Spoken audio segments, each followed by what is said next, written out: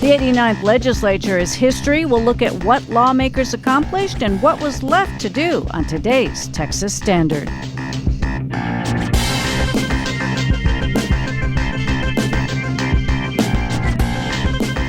Texas Standard is a production of KUT Austin, KERA North Texas, Houston Public Media, and Texas Public Radio in San Antonio. I'm Angela Cocherga in El Paso. We continue our series on an adult literacy program that does much more than help people read, why it could be a model for other parts of the state. Plus, a Houston-based aerospace company successfully tests a hypersonic engine, how that could change air travel. Also, why the state of Texas extended its takeover of Houston ISD for 2 more years. And we'll talk with the author of the new book, Gunfighters, How Texas Made the West Wild. That and much more on the Texas Standard. Wherever you are, it's Texas Standard Time on this 3rd day of June 2025. I'm Angela Cocherga. So glad you can join us.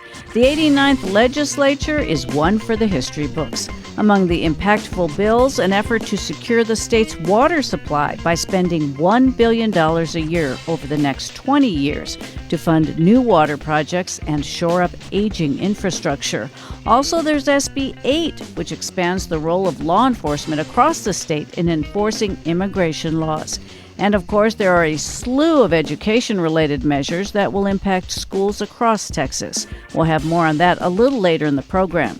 Many of the bills landing on Governor Abbott's desk reflect his priorities, like school vouchers. But at least one bill he's signing into law is likely to face a legal challenge. Senate Bill 10 requires public schools to display donated posters and signs with the 10 Commandments in all public school classrooms. The ACLU and other groups say they'll sue, just like they did when Louisiana passed a similar law. Here to help us make sense of where things stand is Blaise Gainey, who's joined us all session long to keep us up to date. He covers state politics for the Texas Newsroom. Blaise, welcome back. Yeah, glad to be here. Let's start with Governor Greg Abbott's emergency items, which he announced at the start of the session. Did all of those pass? Essentially, they all did pass. I mean, he has 7 of them. Part of one didn't pass. That's the bail reform. Right now, there's bail reform he's actually going to sign in Houston today that for Texans that have already committed a crime of murder, aggravated assault, if they get out of prison and then commit another crime similar to those, they will be denied bail. That's going to be put on a constitutional amendment. But he was trying to do that same exact thing for undocumented immigrants. That did not pass. But his other priorities, property tax relief, water infrastructure investment, teacher pay raise, expand career training, school choice, and create Texas Cyber Command, those all passed. What happened yesterday at the State House? Did any bills pass in the 11th hour, or was everything pretty much wrapped up over the weekend? Everything was pretty much wrapped up except for the judicial pay bill, which it did end up passing, and the new base salary for state judges will now be $175,000 per year. That was the one thing that they were really waiting to get done. Of course, they did like a lot of recognizing freshmen who did a great job this year. Some of the more fun and like superlative stuff that they do like at the end of school years. But yeah, the one real big piece of legislation that passed yesterday was judicial pay. What about the issues that are often called culture war issues? Can you recap which big pieces of legislation passed related to those? Yeah, so one requires Texas to require state documents to reflect sex assigned at birth. So, if somebody is transgender, they can no longer go in to the judge and ask for them to change their birth certificate or their license. And then also another one, which, I mean, some don't necessarily see this as a culture war, but it would require school boards or advisory councils to approve new books and review complaints about books. And essentially, it's a book removal bill or a book ban bill. So some do see that as a culture war because in some states, some books like Catcher in the Rye and To Kill a Mockingbird have been the ones that have been restricted from students. What was the biggest surprise for you this session? I think the biggest surprise for me was just how many Lieutenant Governor Dan Patrick's priorities got passed. I think he had 40 and either like 37 or 38 of those passed. I mean, that was very successful, a higher percentage than the governor's emergency item that passed. And it was just interesting to see the amount of power. I heard that, he was sort of very powerful before I got here, but I mean, he really had his way. He even got the THC ban, which I think at one point it was just a regulation, but then right last minute they changed it back to a ban and it went through. I know it's still early, but what do you see as the story of the 89th legislature? I think the story will be, vouchers dominated the early months of this session, but also this huge school funding bill. I think, we'll be looking, this next school year and school years after to see exactly how those two bills are affecting the public school system. Well, finally, the bills are passed. Some have already been signed by the governor, but what's still pending? One that comes to mind, we still don't know, is the THC bill, right? But what else is out there? Yeah, actually, there's a lot of bills. I can't run through them all, but I don't even think he signed property tax yet. There's a lot of bills that have not been signed because most of them were passed within this last week or so. So he's only signed around, I think, 300 bills. But they've passed around 1,200 bills. So that, he'll veto some of them. He'll let some take effect without action. But he has until June 22nd to make a decision on what he wants to do with these. So there's some time. And then they would take effect in September? Most take effect in September. Some take effect immediately. And, each bill is a little different. But, yeah, some take effect, upon his signature or upon him not signing them or not vetoing them. So, yeah. And of course, we'll continue to update you as, big bills take effect. Blaise Gainey covers state politics for the Texas Newsroom. Blaise, thank you so much. Thanks for having me.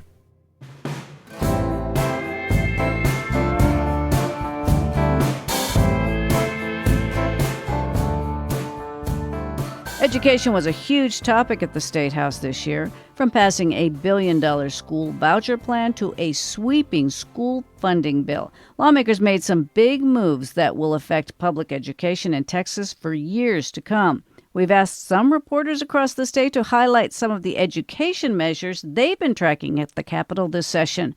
From Houston, the Texas Newsroom's Lucio Vasquez gets us started with a bipartisan bill that changes how special education funding is structured. Senate Bill 568 creates a new system that ties special education funding directly to the intensity of services students require. The bill also adds a $125 million investment for staffing and expands support for transportation of special education students. Senator Paul Betancourt of Houston authored the bill and says the goal is to ensure equitable support for students with disabilities statewide. I could go on, but that is the key thing. You want to be able to get evaluations for special needs children early on so there can be early intervention. The measure passed out of both chambers unanimously and now heads to the governor's desk for final approval. If signed, this would impact more than 700,000 Texas students receiving special education services.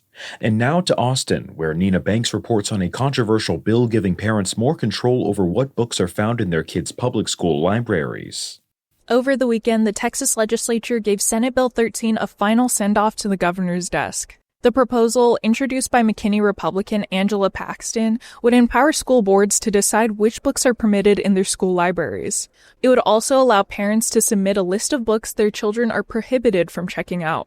Supporters say it'll keep inappropriate books out of kids' hands.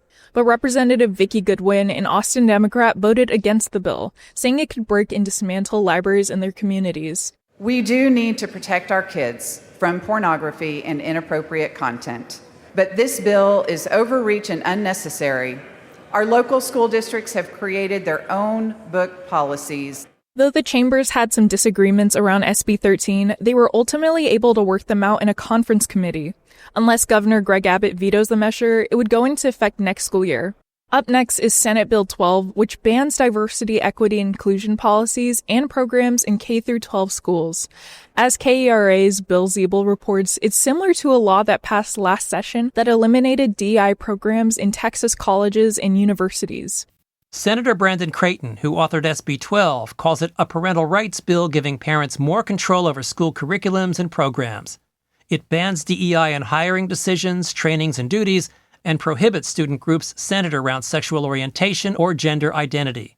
House Education Committee Chair Brad Buckley from Killeen says the bill lets kids be kids. That they're all important and that they have way more in common than they have in differences, and we want to return that so that children can gather together in things that are community-minded and such. Opponents, including North Texas Representative Chris Turner, says SB 12 targets Black and Latino kids and bans school groups like the Gay Straight Alliance, all with approval from the state. That same government is going to say to high school kids, you cannot be in a club with people like you. Think how wrong that is. SB 12 now heads to the governor for his signature. Next up, the Texas Standard's Sarah Asch explains a bill that will limit how students use personal communication devices in schools. Lawmakers passed a bill this session banning K-12 students from using cell phones in school. The policy also requires schools to have disciplinary action set up for students who break the rules. When Representative Caroline Fairley of Amarillo introduced House Bill 1481 for its second reading, she emphasized that the policy still allows for local control. Members, HB 1481, it is a bill that prohibits smart devices from being out during school hours while also maintaining local control. I move passage. That's because school districts will get to decide where students can store their phones while in class. Options include secure pouches, lockers, charging stations, or backpacks. The bill had bipartisan support from lawmakers, but critics have voiced concerns about student safety, arguing that in an emergency, students should be able to access their phones to call for help. The bill is on its way to Governor Greg Abbott, and if he signs it, it will become law on September 1st. Texas would join several other states that already have similar policies, including California, Florida, Minnesota, Ohio, and Louisiana. I'm Sarah Asch in Austin, along with Bill Zeeble in Dallas, Nina Banks in Austin, and Lucio Vasquez in Houston.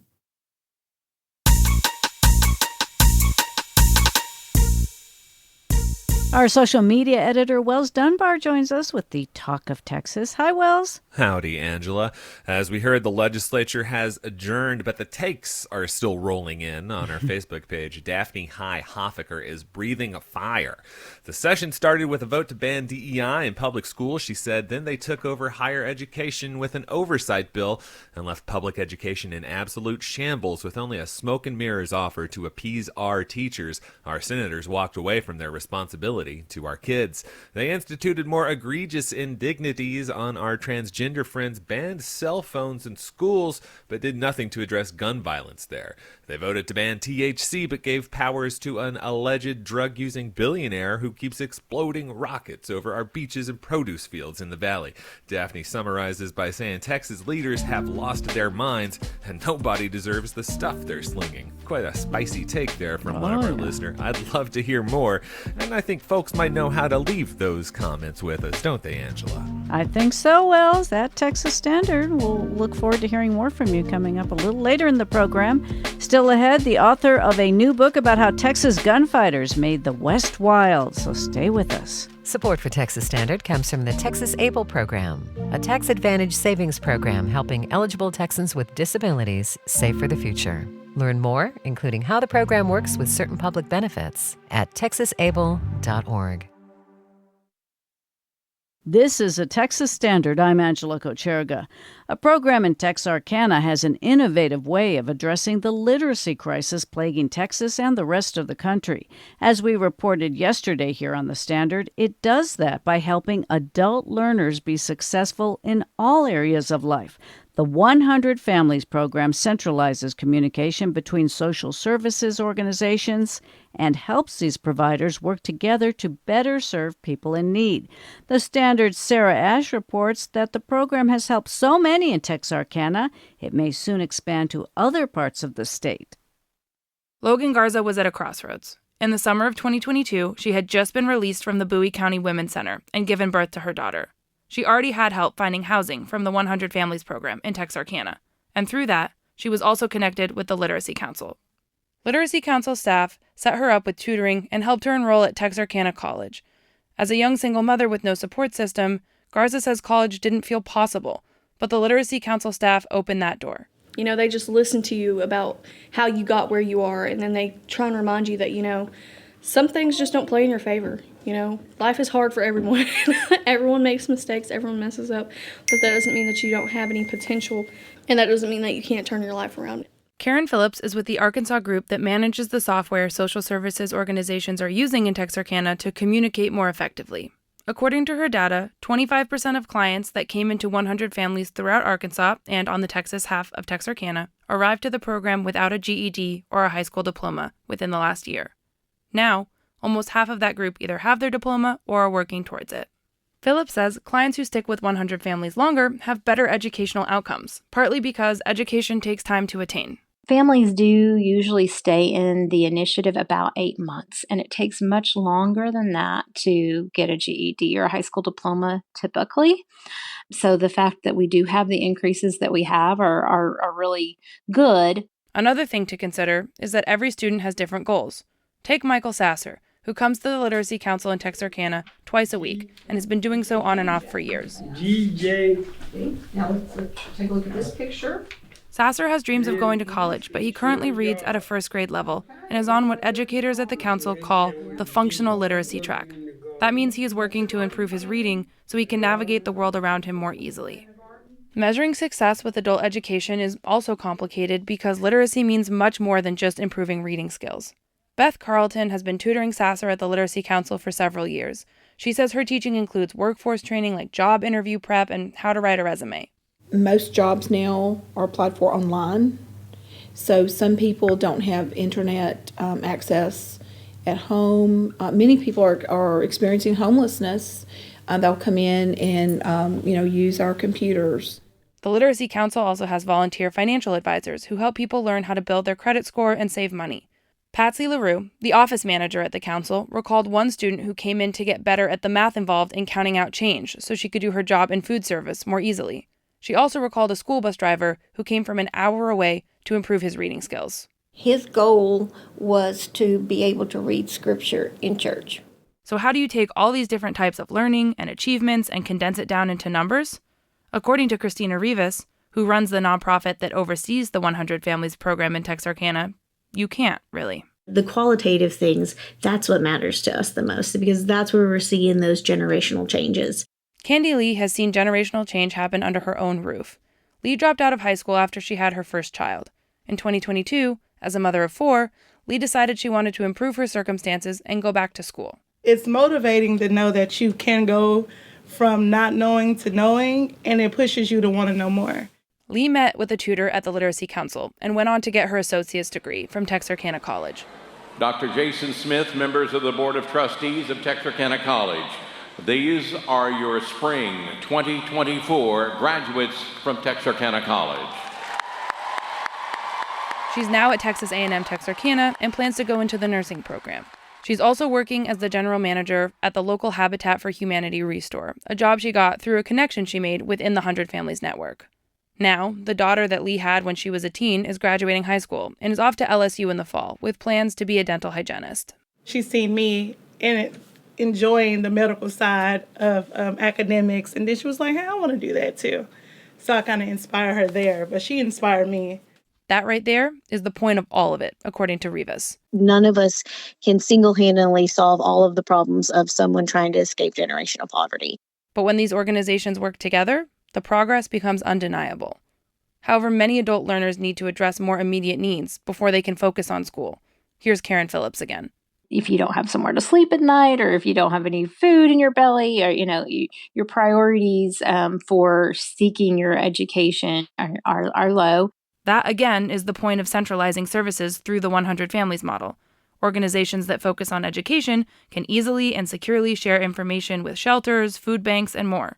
This model ranks clients from a 1 to a 5 across 13 different areas, including food, addiction recovery, housing, and education.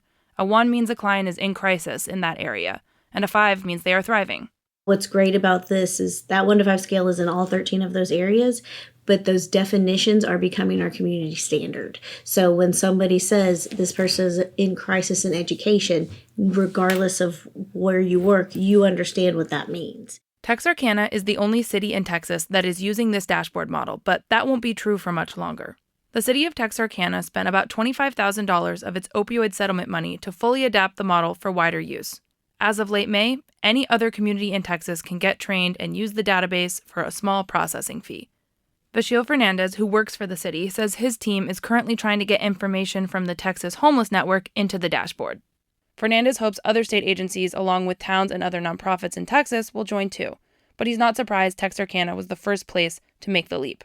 That's because Texarkana faces more barriers than the average community in trying to help people.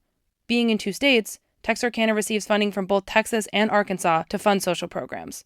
But there's a catch. Even yesterday I was having a conversation with a shelter on the Arkansas side that they get rapid rehousing funds, but they can only house people on the Arkansas side. The same can be true of Texas, and Fernandez says this extra layer of red tape, where which state ID you have determines which organization can help you out, makes collaboration through 100 Families even more vital. Christina Rivas says her message to people considering starting a 100 Families program in their community is simple. What do you have to lose? It can't get any worse than it is right now by trying something that's proven. It will change the way you do things internally. It will change your community as a whole over time. And it's just the best thing. It really is. That community change is reflected in the changes that happen in individual lives. Just look at Logan Garza. She's come a long way since she was released from the Women's Center almost 3 years ago. Now a mother of 3, Garza is on track to finish her associate's degree at Texarkana College in December. She wants to go on and study psychology and then get a master's degree so she can be a counselor and help people who are going through what she's been through. She's even thought about getting a PhD, though she's not sure she'll be able to swing it. But she says just having that dream shows how much has changed in her life. While she completes her associates, Garza has been working at the Literacy Council, tutoring people in GED math. Her favorite part of her job? Seeing people finally understand a concept they've been struggling with.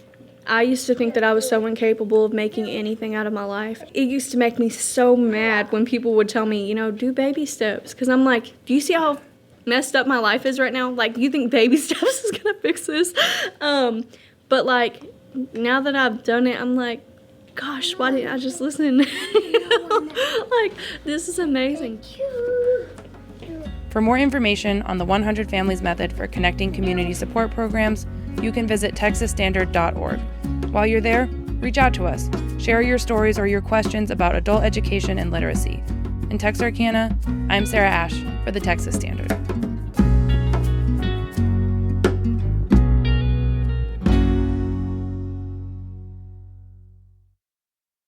From the Texas Newsroom, I'm Alexandra Hart.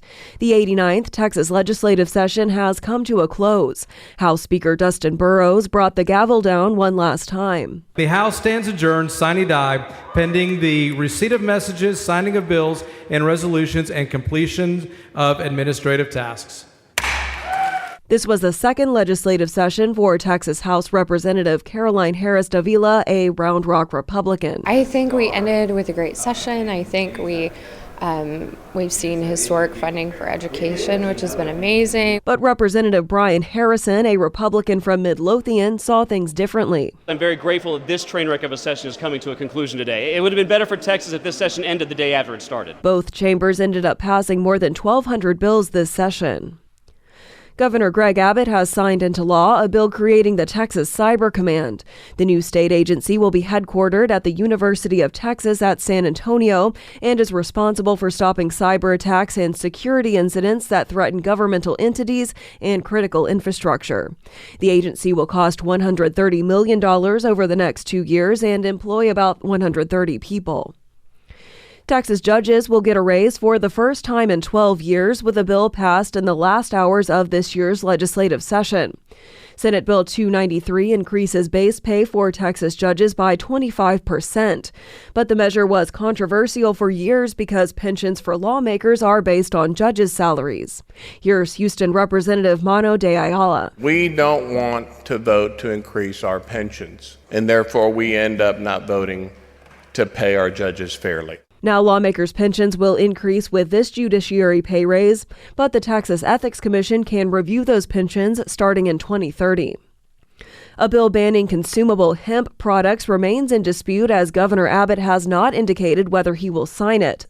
Hemp advocates delivered nearly 120,000 signed petitions to the governor's office on Monday. Colton Luther is a hemp grower in Austin. He says farmers are already being affected by the bill because now is the time to start planting. If you take away the market, that creates the demand that the farmers are upholding, what business do we have left is my question. The bill banning THC products is being heavily promoted by Lieutenant Governor Dan Patrick. The College Softball World Series is going to be an all-Texas event. UT and Texas Tech will play a best-of-3 for the national championship, with the first game starting tomorrow in Oklahoma City. I'm Alexandra Hart from the Texas Newsroom. You're listening to statewide news from public radio stations across Texas. This coverage is only possible because of support from listeners like you. You can help sustain and grow Texas news coverage by donating to your local public radio station today. It's the Texas Standard. I'm Laura Rice. Aircraft flight is a trending topic, with SpaceX continuing its attempts to launch the Starship rocket. But it's far from the only aerospace company looking toward flight innovation. Venus Aerospace is a Houston-based company aiming to advance aircraft travel through hypersonic flight and even fly passengers across the Pacific Ocean in 2 hours using a rocket engine. Venus Aerospace recently test-launched this engine that ignited for 7 seconds, which is a success in aircraft manufacturing. Andrea Leinfelder is the space reporter for the Houston Chronicle. She's been covering Venus Aerospace since its start. Andrea, welcome to the Texas Standard. Thanks for having me. So first, can you explain to us what hypersonic flight is and I guess how this would work? Yes, so Venus Aerospace is trying to create a plane that would do high-speed flight. It would go 4 times the speed of sound, and it would fly from California to Tokyo in about 2 hours. Oh, and so it's kind of like the Concorde, but faster. So can you tell us about some of the hurdles that's come with building this kind of high-powered engine? Yeah, well, this engine, what was special about the test on May 14th is that it was what's called a rotating detonation rocket engine. And it was the first full-scale flight of this kind of engine here in the U.S. You know, this type of engine's been ignited in some other academic or lab-based tests, but the company says that what they did, integrating, launching, proving that this type of engine can survive or perform in the real world, they called that a world first. So that's why this test was something unique. And 7 seconds, I guess, was that a big deal? They told me that it went exactly as they had planned. So that is what they wanted in the test. They wanted it to be 7 seconds. One of the important notes that they gave me was that the rocket experienced 4 Gs, which is 4 times the force of gravity. So it just shows that it can really accelerate and get going. But if you're on one of their passenger flights in the future, it'll be a much gentler ride. You're not going to go from 0 to 4G in 7 seconds. So what would it look like? I was reading into this. It sounds like there would be a takeoff, and then at some point this second rocket would kind of kick in. Is that sort of the plan right now?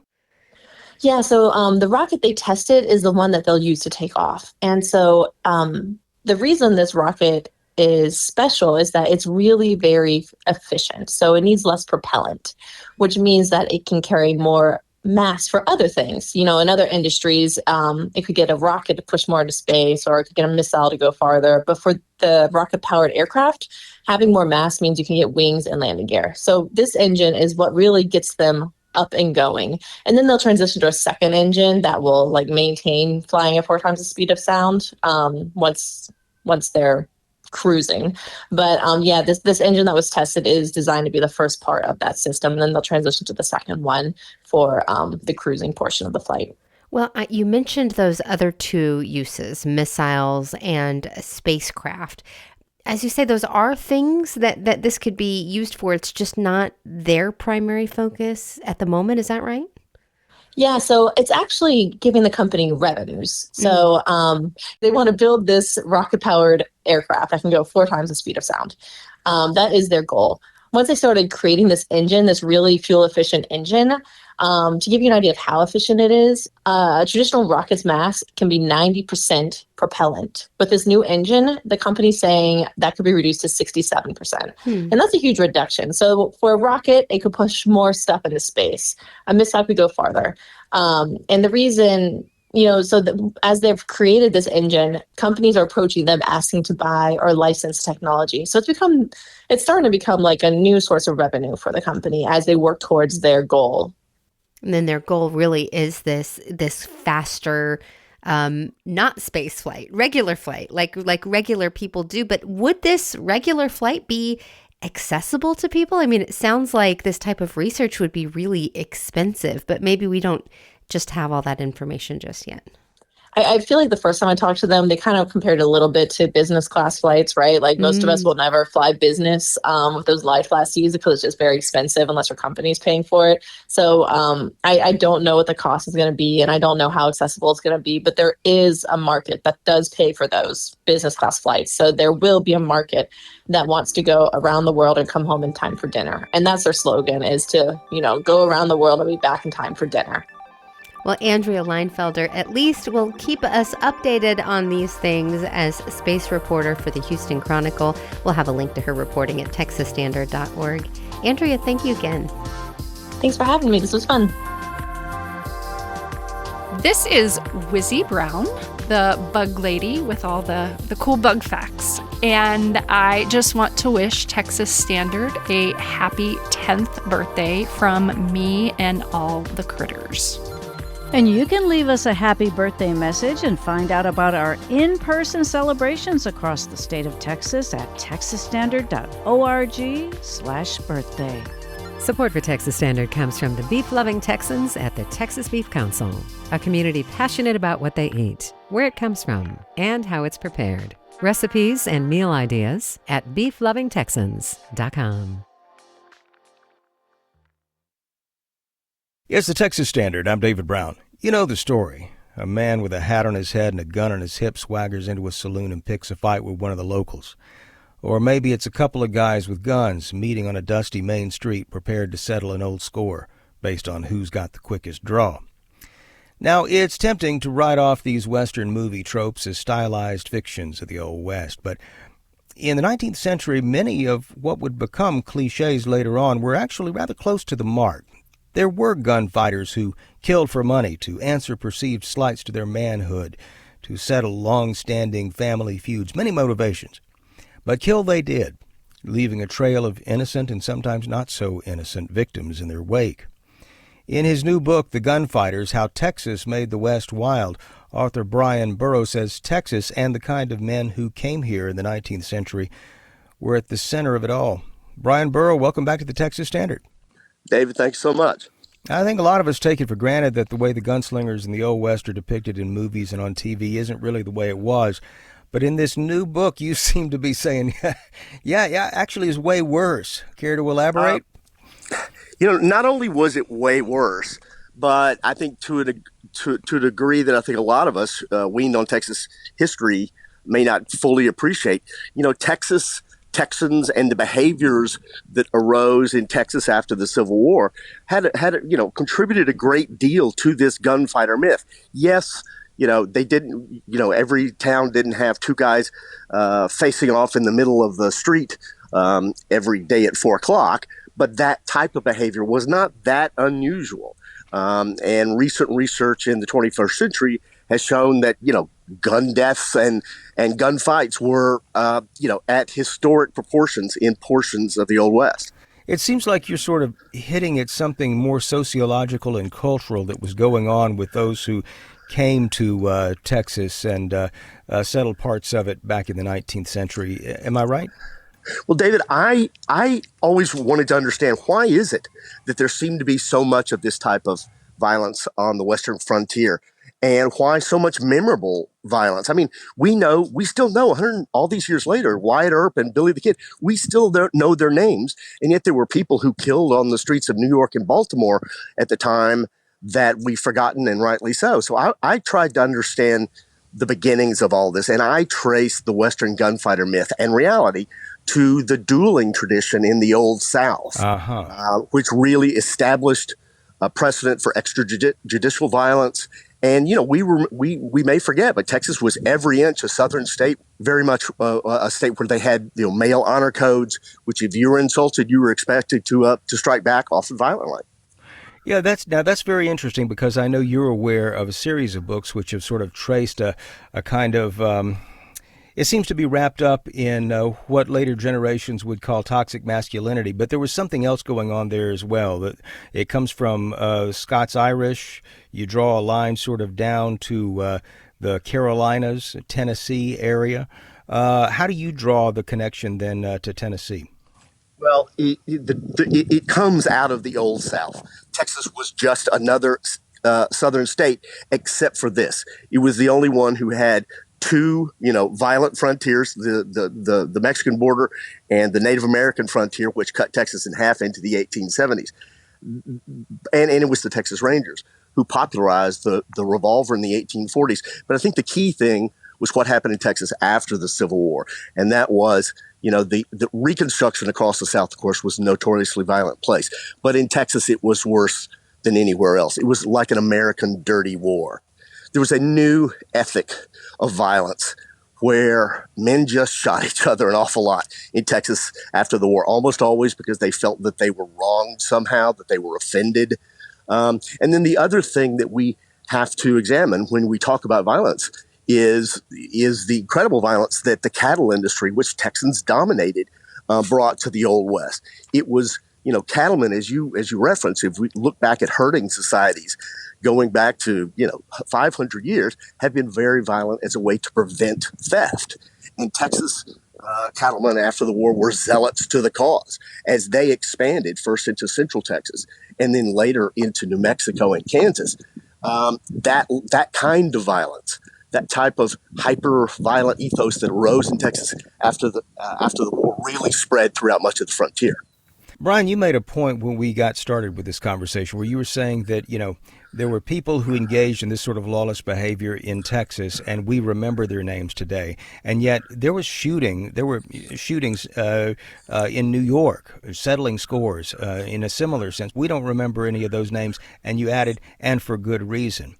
Now, I think about some of these famous names from the Old West, John Wesley Hardin, for example. Yeah.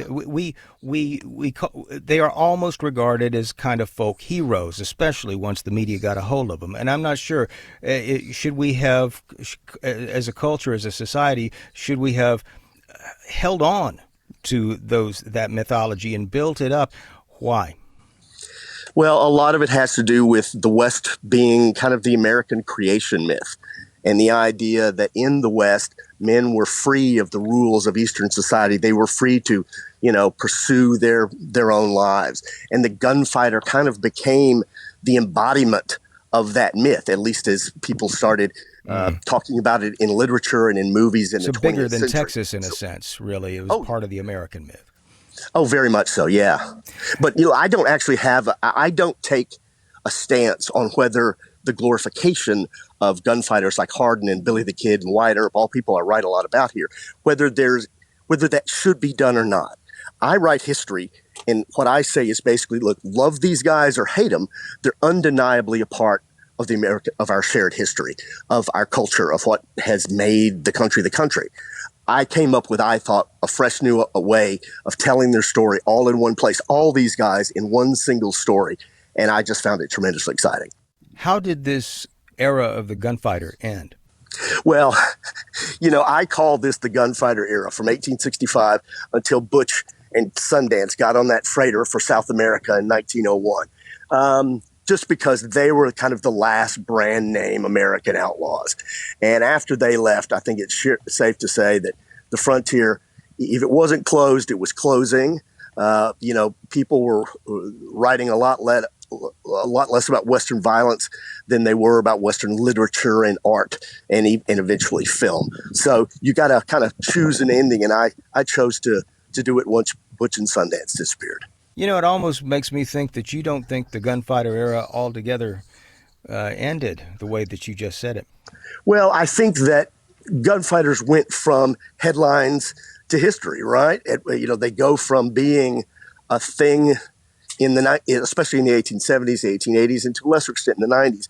And then suddenly you've got gunfighters showing up in silent movies within 20 years. And, ironically, you've got some of the participants, including Wyatt Earp, gravitate toward Hollywood and began serving as technical advisors on those early films. So the gunfighter idea, the gunfighter ethos, the gunfighter as an important component of American culture certainly didn't go away. In fact, it became a much bigger deal in American literature and film, and I think in our minds in the 20th century than it had been in the 19th. Brian Burrows' latest book is called The Gunfighters, How Texas Made the West Wild. He's the author of several best-selling books, and he's editor-at-large for Texas Monthly. Brian, congratulations on the new book, and we're going to have more at texasstandard.org. Thanks so much for joining us today. We sure do appreciate it. David, thank you.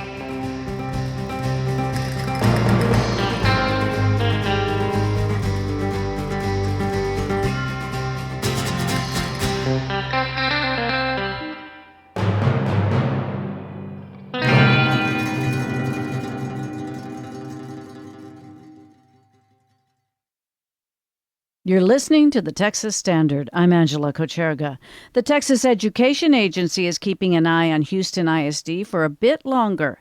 In 2023, the TEA brought in a board of managers to oversee the performance of the Houston School District after finding poor ratings and state law violations.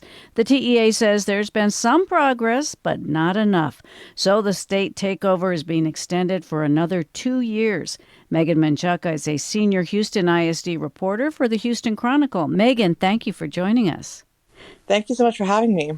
Well, tell us about the framework of the Board of Managers and how this has improved school performance. Sure. So Houston ISD has a 9-member appointed Board of Managers, and that's unlike most other school districts. The school districts of the people probably listening to this, they have 9 members or maybe 7 or 5 elected school board members. So the state has appointed HISD school board members after Wheatley High School, one of the 274 schools in HISD, earned 7 consecutive years of failing ratings from the accountability system, the TEA's accountability system. Since the board was appointed and since the new superintendent, Mike Miles, was appointed, Houston ISD has seen gains in academic progress. They went from having 121 schools earning failing ratings to 41 schools earning failing ratings. The goal is for them to have 0 schools earning failing ratings, but that's a big chunk of schools that are no longer falling below those standards. So along with the extension of state oversight, 4 board members have been replaced. How is the community responding? Yes. So for a little background, state law requires that the TEA commissioner announce the extension of the state takeover or a timeline back to elected control within 2 years. And so that's around this time where the commissioner has to announce that. So it's not a big surprise that the TEA is announcing an extension of the state takeover. What was a bit more of a surprise was that the commissioner was announcing the removal and replacement of 4 of the appointed board members. Now, he said he wanted to just have a board that was representative of Houstonians. It's not at all related to any of their potential criticism of the superintendent or direction of the district. But outsiders, community members have kind of noticed that these members are the ones that are maybe asking a few more questions than other board members.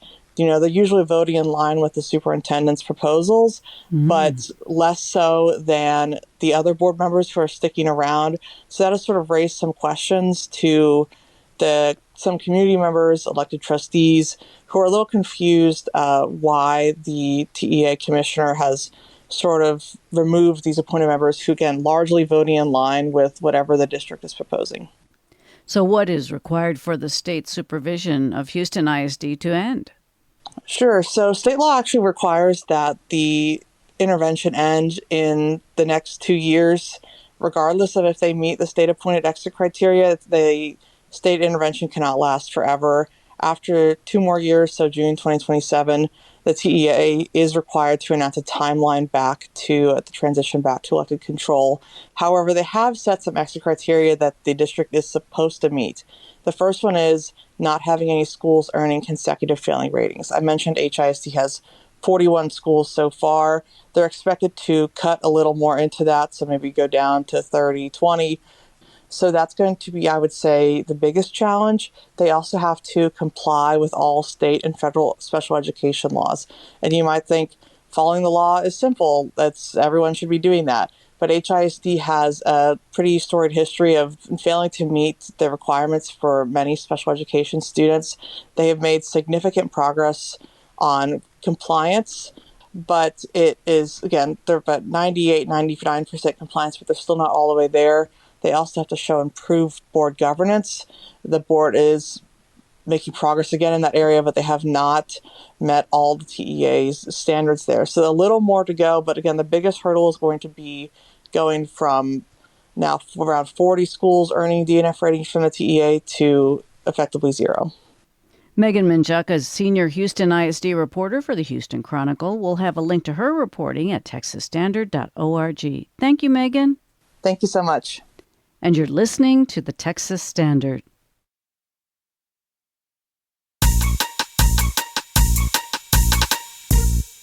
Wells Dunbar is back with more of your social media comments. Hi, Wells. Hi, Angela. And before we go too much further, I just want to laud the remarkable reporting from Sarah Asch on the solutions a group in Texarkana came up with to address adult literacy and adult education.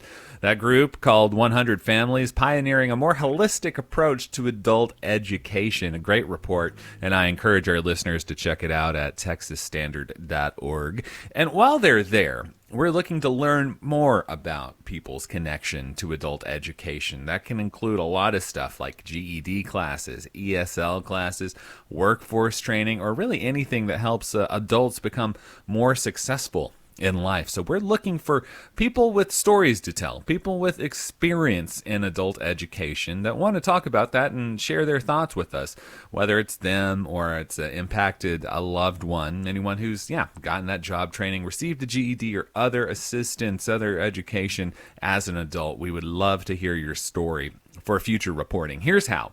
You can go back to that website, texasstandard.org/talk, and there we have a form that you can record and upload your thoughts directly to us. If you're on a smartphone, all you got to do is smash that record button. Tell us your name, where you are, your age, and then share your story with us because we want to share it with our audience on air. Again, that's at texasstandard.org/talk. We're talking about adult education, and we want to hear your thoughts. And just a great article. I can't agree more. It's a two-parter, so if you missed any of it, please go listen. It's really a great solutions-oriented story, so that's something right. Uplifting.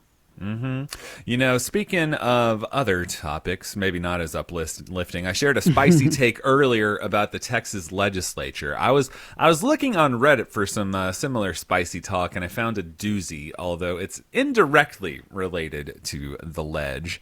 The top post here on the Texas Politics subreddit, provocative title here, California has more freedom than Texas. Interesting one here. And the comment reads, to start, I'm a relatively conservative guy and grew up in Texas and now live and work in California. Sure, California has strict business regulations and high taxes, but in just about every other way, California actually has more personal freedoms that matter compared to Texas. Some of the examples he lists here: buying liquor from a gas station on Sunday and getting to drink it on the beach or in most public places, especially in San Francisco, being able to buy marijuana, being able to access an abortion, being able to take his Jeep out into the wide open public spaces in the deserts and mountains and rip around, even openly shoot some guns in designated areas free of charge and not have to worry about being shot for crossing someone's property line. So very fascinating, quite the list. What's the word I'm looking for? Yeah, quite the list, and quite the difference he depicts here between Texas and California, calling California more culturally open to being uniquely yourself. Yeah, lots of comments on that one. I'd love to hear what people have to say about that one as well, Angela. Well, they know how to find you. We're out of time for today's program, but you can keep up with the news 24/7 at texasstandard.org. From all of us at The Standard, thank you for listening. I'm Angela Kocherga, wishing you the best from El Paso. Philanthropic support for Texas Standard comes from Casey and Scott O'Hare, the Winkler Family Foundation, Lynn Dobson and Greg Wooldridge, Adrian Killam, and the George Huntington family.